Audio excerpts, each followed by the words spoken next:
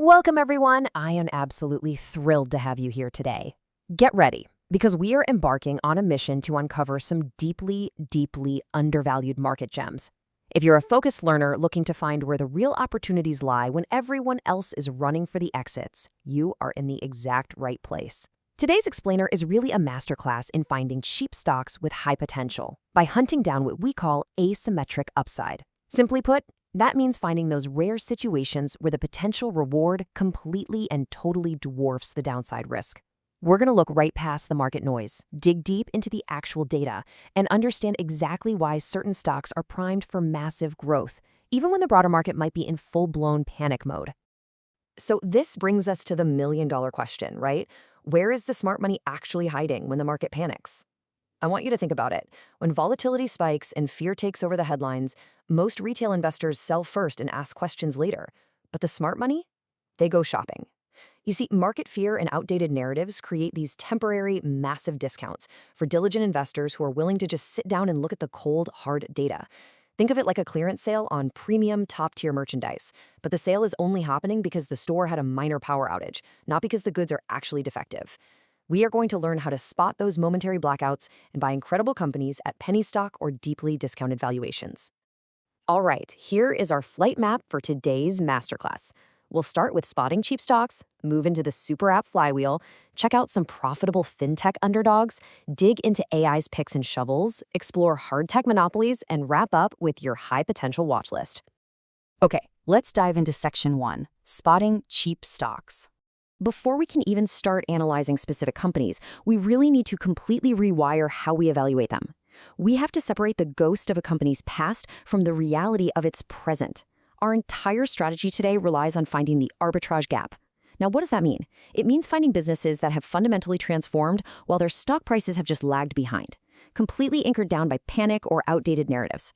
Imagine a caterpillar that has already turned into a butterfly, right? But the market is still pricing it like a bug crawling on a leaf. That difference in valuation, that mispricing, is the arbitrage gap. When a business goes from burning cash to compounding it, when they're constantly beating and raising their guidance and retiring their own shares, well, the market can only ignore that for so long. Eventually, the gap between the old story and the new reality gets impossible to justify, and the stock price violently corrects upward. And that is exactly the asymmetric upside we are hunting for today. Moving on to section 2, the super app flywheel. Let's take a look at Southeast Asia's Grab. Right now, it's trading as a tiny penny stock, hovering around $3.93. But don't let that share price fool you, because it commands a massive $16 billion valuation and serves a staggering 52 million users every single month. Now, the old narrative here is that Grab is just another cash-burning rideshare app, endlessly subsidizing cheap rides just like it did during the easy money bubble years. But the new reality? It is a highly profitable super app, generating $489 million in trailing free cash flow. To really understand Grab, you kind of have to imagine if Uber, DoorDash, the Cash App, PayPal, and Google Ads all had a baby. Instead of downloading 5 different apps to get through your day, everything lives inside one single dominant application. It's a true regional juggernaut across Southeast Asia, and the market is completely asleep at the wheel on this one. And here's that flywheel effect actually in action. It all starts with mobility. You book a ride. Simple enough, right? Then you use it for food delivery. But here's the genius part. Every delivery creates a payment, which locks you right into their digital wallet. Once they have your financial trust, Grab starts offering consumer loans. And finally, because millions of people are literally glued to this app every single day, it becomes an absolute goldmine for high-margin ads. Each service locks the customer deeper and deeper into the ecosystem. They aren't trying to spend millions to acquire new customers from scratch for a loan. They're just cross-selling to the exact same person who just ordered pad thai. It's an incredibly sticky, high-margin transition that the market is just completely mispricing as a simple taxi service. All right, section 3, profitable fintech underdogs. Just look at this comparison for Remitly. Back in 2021, when it went public, it was viewed as this massive, money-losing startup with no real path to profitability. Fast forward to today, heading into 2025, and they are projecting $283 million in free cash flow, supported by 9.6 million highly active users. Remitly is essentially the digital pipeline for immigrants sending money home. And let me tell you, remittances are one of the most consistent, reliable money flows on planet Earth. People do not let their families starve just because the global economy gets a little bumpy. But here is the ultimate moat, the thing that makes them so resilient. A competitor could clone their app in a weekend, sure, but they absolutely cannot clone the 15 years of regulatory approvals, the money transmission licenses, and the last-mile payout partnerships across 150 countries that Remitly has painstakingly built. It is an impenetrable web of compliance and trust. Now, I want you to take a look at this number, 41%. That represents SoFi's year-over-year revenue growth in a single quarter. Think about that. While the broader market is panicking over interest rates, just assuming that higher rates will crush all lending, SoFi is actually benefiting from it. Why? Because they are a deposit-funded lender with an actual, real banking charter. As interest rates stay higher for longer, their net interest margins actually widen.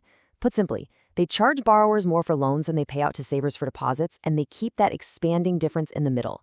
They've built this incredible loyal member base by offering high yields on checking and savings. And then they turn around and use those very same sticky deposits to fund their highly profitable loan portfolio. They are an absolute growth machine, completely disguised by a beaten-down stock price. Hey, before we jump into the hidden gems of the AI infrastructure world, I want to take a quick second.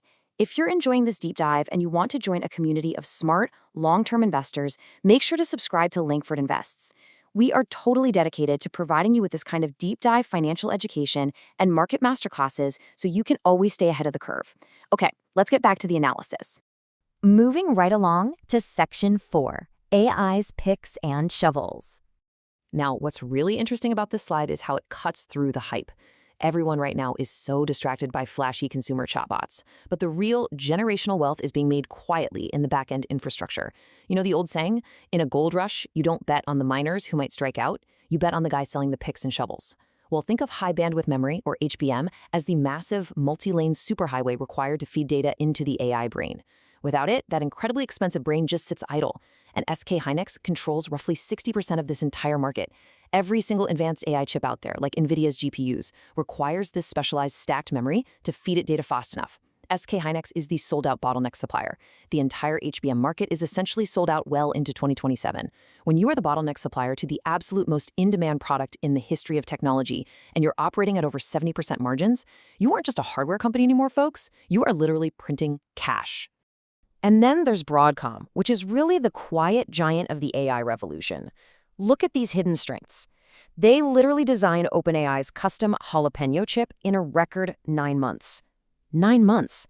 They're sitting on a massive $15 billion cash reserve, giving them the ultimate flexibility to co-invest in massive global AI data center deployments. Their Q2 AI semiconductor revenue rocketed up 143%. Yet, incredibly, they're trading at a forward PEG ratio of just 0.77. What does that mean in plain English? It means you are paying a dirt cheap price for a company that is growing at rocket ship speed.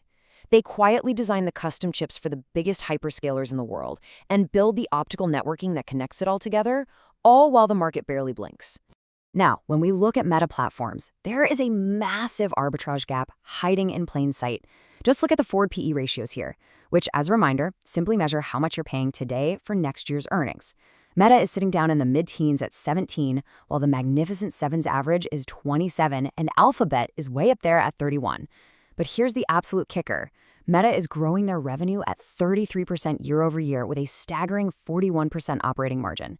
They are doing all of this while investing billions upon billions into their AI infrastructure to create what is arguably the most sophisticated, high-margin advertising engine in human history. The market is basically discounting the faster horse just because of outdated narratives, creating an incredible buying opportunity for anyone who's actually paying attention to the real data.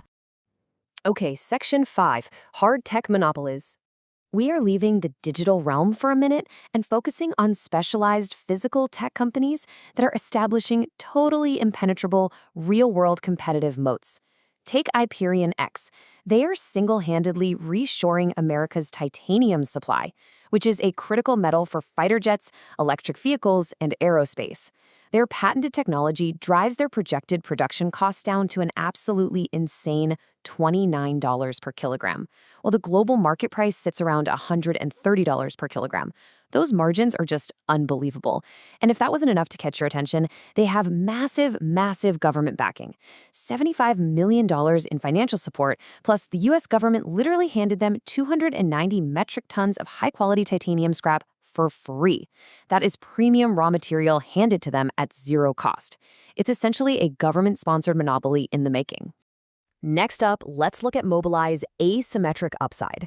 Mobileye is currently in the middle of a massive pivot from simply being a chip supplier, where they sell a chip once and collect a small little royalty, to becoming a full-blown robotaxi operator. They are targeting 17,000 driverless vehicles on the road within the next 5 years. Why is this such a big deal? Because as an operator, you own the fares and you own the miles forever. This transition points to a massive, projected $200 million profit swing by 2027. But honestly, their real moat is their crowdsourced mapping data, called REM.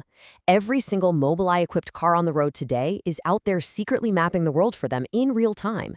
It's a physical AI data engine that a new startup simply can't replicate without putting millions of cars on the road first. It's an insurmountable head start.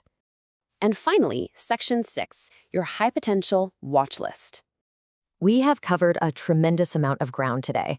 We've seen exactly how to leverage the old narrative versus new reality framework. We looked at Grab transitioning from a subsidized ride app to a wildly profitable super app. We saw Remitly and SoFi completely proving the fintech skeptics wrong with massive cash flows. We identified the true toll booths of the AI revolution in SK Hynix and Broadcom. And we explored the physical, real-world monopolies being built at companies like Hyperion X and Mobileye. So as we wrap up this masterclass, I want to leave you with this final provocative question. Are you still pricing these businesses based on outdated fears or their new reality? The greatest opportunities in the stock market, they never come from following the herd. They come from identifying the exact moment when the herd is wrong. When a business transforms into a free cash flow machine, but the stock chart still looks like a panic, that is your window. I challenge you to look past the noisy headlines, dig into the quarterly numbers, and actively hunt for that asymmetric upside. Thank you so much for joining me on this explainer, and keep hunting for those hidden gems.